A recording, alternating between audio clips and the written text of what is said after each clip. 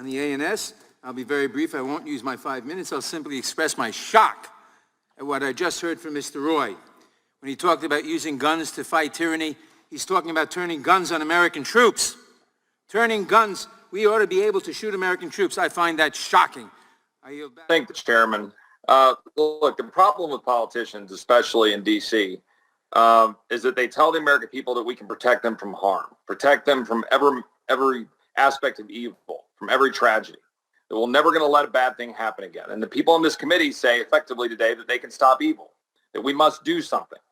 But they've admitted here multiple times by multiple parties that it's all a pretext to ban weapons.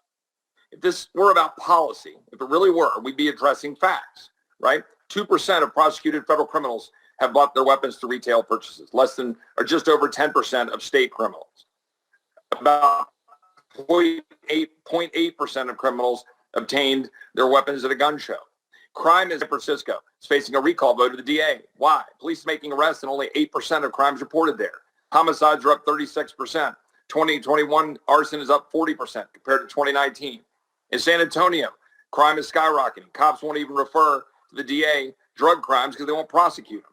In Chicago, why isn't the U.S. attorney and the DA there focusing on straw purchases and other crimes to address the 800 plus homicides? Straw purchases are already a crime for people who are prohibited from owning a firearm.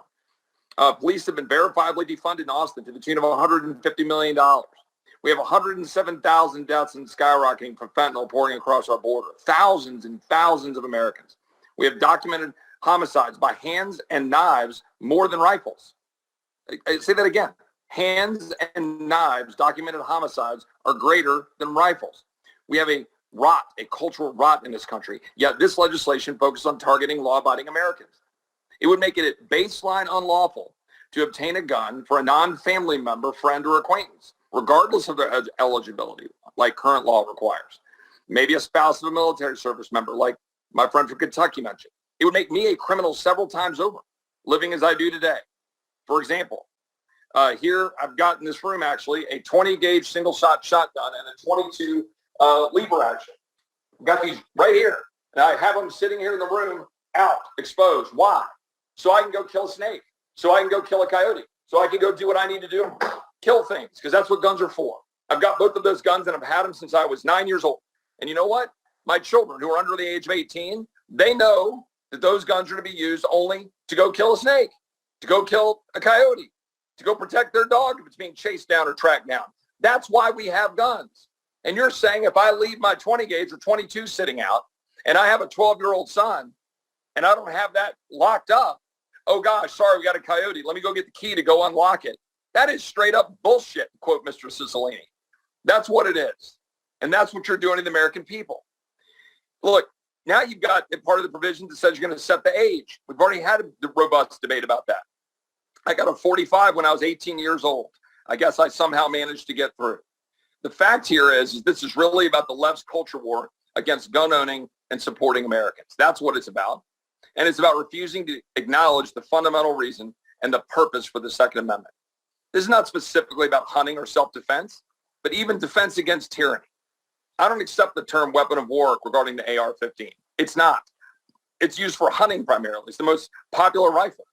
But even if it were, depriving the American people of the weapon, the stated goal of most or all committee Democrats today, and the target of magazines greater than 10 in this very bill to do so, then what are the citizens supposed to do if the government is tyrannically trampling their rights?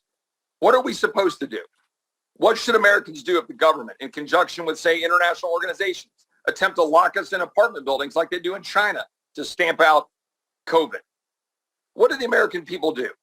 In history, this is replete with examples. The Soviet Union established gun control, and from 1929 to 1953, they massacred 20 million people. Turkey, the Armenians, 1.5 million people. We know about Germany and gun control and what it meant for Jews and in that part of the world, in Germany and Austria, Poland, and throughout Europe.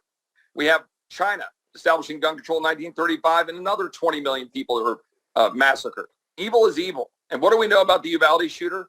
It was a psychotic, evil 18-year-old who talked about raping women, killing defenseless animals, and was willing to gun down fourth graders. We have a cultural rot in this country. We're stripping the dignity of work, the the role of fathers in raising sons, the abuse of drugs, the missing community to stop a boy from being MIA from school, not working while sitting around playing Call of Duty and abusing animals. In order to seek the American people, tell American people a lie, that the government will protect them, half of this committee is willing to take away a citizen's God-given right to protect himself or herself from harm, and importantly, from the very tyranny being applied to them to deny that right. I yield back. Gentleman yields back. I recognize myself on the ANS. I'll be very brief. I won't use my 5 minutes. I'll simply express my shock at what I just heard from Mr. Roy. When he talked about using guns to fight tyranny, he's talking about turning guns on American troops. Turning guns, we ought to be able to shoot American troops. I find that shocking. I yield back. If you enjoyed this video, hit like and subscribe to our channel so you'll be sure to see similar videos from Blaze TV with the added bonus of signaling YouTube that your voice and opinion still matters. And if you're looking for more great conservative content, check out one of the 2 videos suggested here.